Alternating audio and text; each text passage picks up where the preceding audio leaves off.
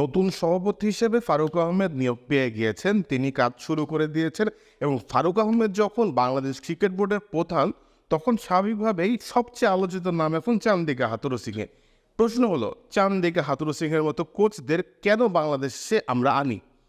প্রথমত, অন্য কোনো কোচ আমরা পাই না। কেন পাই না? চান্দিকা হাথুরু সিংহে যেই সিন্ডিকেট থেকে কোচিং পদে এসেছেন বাংলাদেশে, সেই কোচিং সিন্ডিকেটটা একটা ইংলিশ এজেন্সি, ইংল্যান্ডের একটা এজেন্সি হয়ে আসে। সেই ইংল্যান্ডের এজেন্সি থেকে যখন আপনি কোচ নিয়োগ দেবেন, যার মাধ্যমে নিয়োগটা হবে, তিনি একটা কমিশন পাবেন। সেই কমিশনটা বাংলাদেশের একজন বোর্ড পরিচালক পেয়ে এসেছেন। সেই কারণে আমরা মাইক হেসনের মতো কোচকে কোচ বানাতে পারি না। মাইক হেসন ইন্ডিয়াতে তার ইন্টারভিউ দিয়েছিলেন। ইন্টারভিউতে দিয়ে তিনি বলছিলেন ইন্ডিয়াতে তার হবে না, তারা রবি শাস্ত্রীকে নিয়ে নেবে। কিন্তু বাংলাদেশেও তার আসার কথা ছিল, কিন্তু তিনি ভাইও ভোট ফেস করতে পারেননি। কেন? কারণ মাইক হেসন হচ্ছেন ওই সিন্ডিকেটের বাইরে। ওই সিন্ডিকেটে গিয়েছিলেন, সিন্ডিকেট চান্দিকা হাথুরু সিংহে। সো আমরা মাইক হেসনকে মিস করে চান্দিকা হাথুরু সিংহের মতো কোচদেরকেই নিয়ে আসি। এটাই আমাদের কালচার। খামেরা তো দাগ হয় কিভাবে? এই যে ভাবি, দাগও যাবে রাগও যাবে, নিন চাকা সুপার হোয়াইট।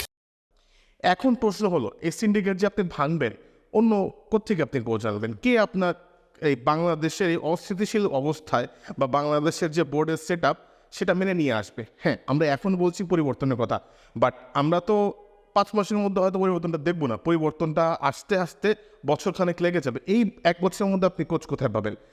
হাথুরু সিংহকে মনে করলাম যে আমরা হাথুরু সিংহকে চ্যাম্পিয়ন্স ট্রফি পর্যন্ত রাখবো, কিংবা চ্যাম্পিয়ন্স ট্রফির আগেই তাকে বিদায় করে দিব, তারপর আমার হাতে অপশন কোথায়? আপনারা হয়তো কথায় কথা বলবেন যে আমাদের দেশে লোকাল ক্রিকেটারদের লোকাল ক্রিকেটারদের যারা সামলায়, লোকাল কোচের উপর আমরা কিন্তু ভরসা রাখি না। ভরসা আপনি করবেন কোথায়? আমাদের কোন লোকাল কোচটার মানে কোচিং মানে সার্টিফিকেটের দিক দিয়ে তিনি যথেষ্ট যোগ্যতা রাখেন বা যথেষ্ট অভিজ্ঞতা রাখেন? আমরা কথায় কথায় মোহাম্মদ সালাহ কোচ মোহাম্মদ সালাউদ্দিনের কথা বলবো। সালাউদ্দিনের বিপিএল বাদে তার এক্সপোজারটা কোথায়? তিনি সাকিব আল হাসান বা তামিম ইকবালকে যে পর্যায়ে কোচিং করিয়েছেন, সেই পর্যায়ের সাথে আন্তর্জাতিক পর্যায়ে কি কোনো মিল আছে? হ্যাঁ, এখনও সাকিব আল হাসান হয়তো তার টেকনিকগত কোনো সমস্যায় সালাউদ্দিনের কাছে ছুটে যান, বা তামিম ইকবাল হয়তো তার শরণাপন্ন হন কোনো কোনো ক্ষেত্রে।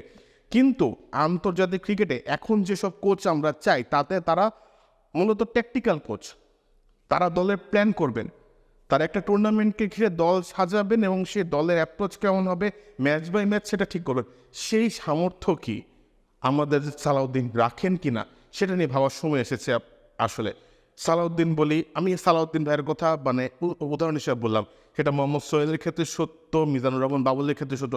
তারা কি এখনও আদৌ আন্তর্জাতিক পর্যায়ে যেরকম কোচ আমরা দেখে আসি বা যাদের সাথে আমরা কম্পিট করতেছি, আপনি ইন্ডিয়ার কথা দেখেন, তারা গৌতম গম্ভীরকে কোচ বানিয়েছে। তার আগে তাদের কোচ ছিল কে?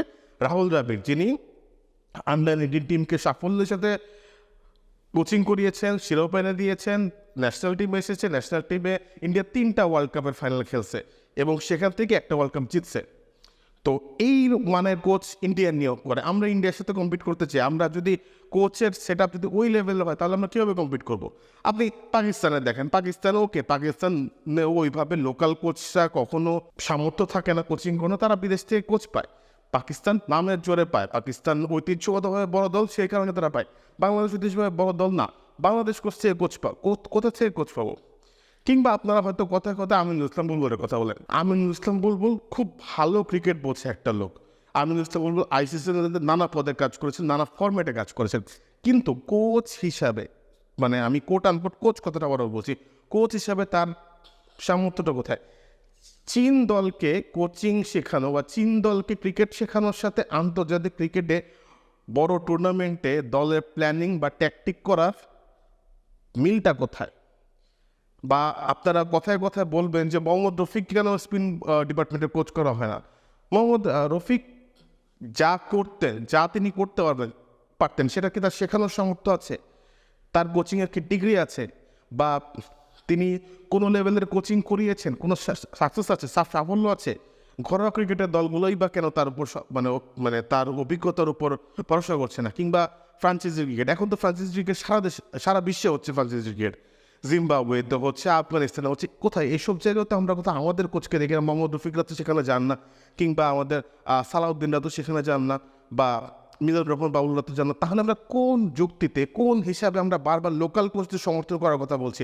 লোকাল কোচদের ট্রেনিংয়ের ব্যবস্থাটা কোথায়? লোকাল কোচদের নিয়মিত লেভেল 1, 2, 3, 4, 5 এই ট্রেনিংটা পাবেন, বা যেই লেভেলই হোক, আমি লেভেল সম্পর্কে আমার শতভাগ ধারণা নাও থাকতে পারে, কোচদের নিশ্চয়ই আছেন, সেই কোচিংয়ের ধাপে ধাপে তারা কেন এগোচ্ছেন না? সেটা ব্যবস্থা মানে বিসিবির তরফ থেকে কী আছে, বা তাদের ব্যক্তিগতভাবে তাদের উদ্যোগ কী আছে, সেটা তো বুঝতে হবে।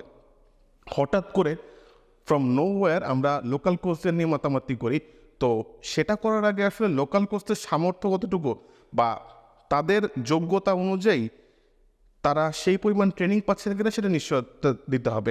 আমরা বলি যে আমিনুল ইসলাম বুলবুলকে কোচ করা হয় না কেন? আমিনুল ইসলামের বুলবুলের কাজ তো কোচিং করানো না।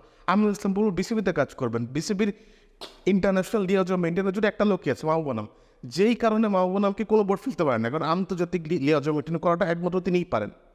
তার অনেক সমালোচনা, মাঠ নিয়ে তিনি অনেক ধুনফুন করেন, উইকেট নিয়ে ধুনফুন করেন, অনেক রকম সিন্ডিকেটের কথা বলা হয় তার নামে, কিন্তু তারপরও যখন ইন্টারন্যাশনাল রিলেশনশিপ মেনটেনের কথা আসে তখন মাহবুব নামে ওয়ান অ্যান্ড অনলি, এবং সেই কারণে কোনো বোর্ডই তাকে আসলে ফেলতে পারে না। বর্তমান বোর্ডের ক্ষেত্রে সেই একই জিনিসটাই হচ্ছে। ফারুক আহমেদ বারবারই প্রেস কনফারেন্সে মাহবুবের কথা বললেন, কারণ তাকে কোনোভাবে আপনি অ্যাভয়েড করতে পারবেন না। সে অ্যাভয়েড কখন করতে পারতেন? যখন আপনি এই কাঠামোতে আমিনুল ইসলাম বুলবুলের মতো ক্যারেক্টার আনবেন।